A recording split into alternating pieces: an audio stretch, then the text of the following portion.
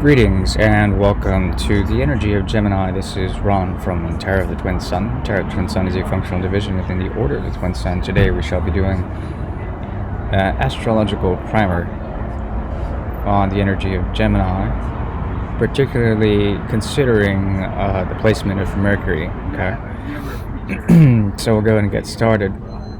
So Mercury currently is in the 4th house, and it could depend on moving to the 3rd or 5th house from where exactly and what degree this reading for Gemini is, in particular for the ascendant. And you can place any planet in the ascendant and essentially project certain degrees from that in order to find placements. And from this, we see that Mercury is in the 4th house. Okay. So this has to do essentially in the energy of Leo, Mercury, 4th house in Leo. There's a strong indication here that the inner world, as well as the place of home, is very much in consideration here. Okay.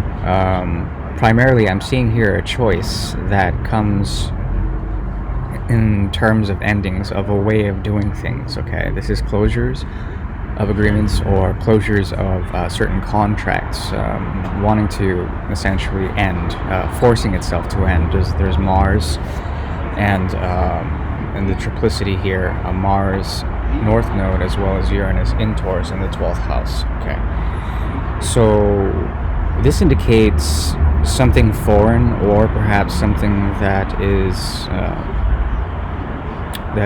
spiritual in nature, very much here trying to close something about a way of accruing wealth or a certain value system that you have ingrained deeply within, as well as a potential of your resources benefiting from this type of closure. Okay, this has to do with a closure of an agreement or a relationship, and I'm not saying that it's going to be easy in terms of this. There is something about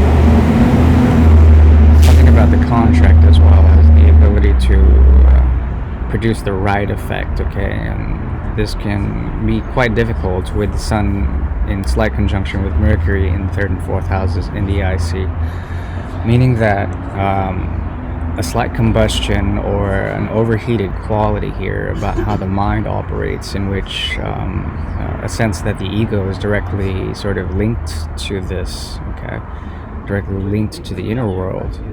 So it's very important to find a centering with all this.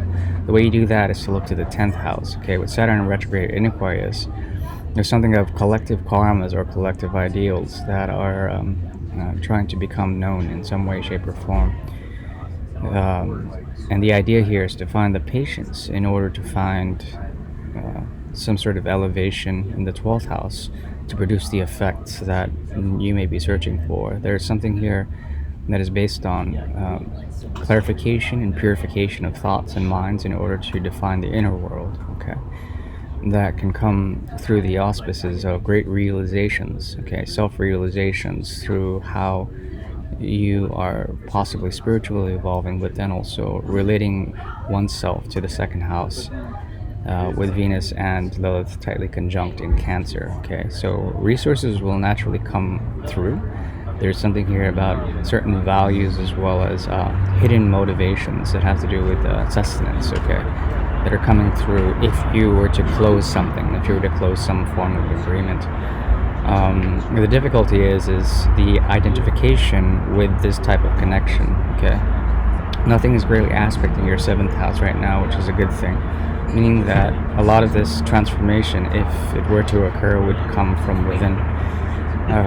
There also is a possibility of a hidden gift that is tied to the 11th house, Jupiter in retrograde in Aries. There's a certain degree of faith in your friend circle, and a lot coming from your friend circle, even though there may be people that are not really, they haven't found their truth or found their right dream or calling. Okay, the idea here is to be supportive of these and to show that even though you may be going through transformations in the 9th house with Pluto in retrograde in Capricorn, there's something here about the evolution of truth that can emerge if you were to co-facilitate these these proceedings, okay, these gestures of friendship in such a way that it would produce a sense of the inner world emerging, or a voice, or something of clarity coming about.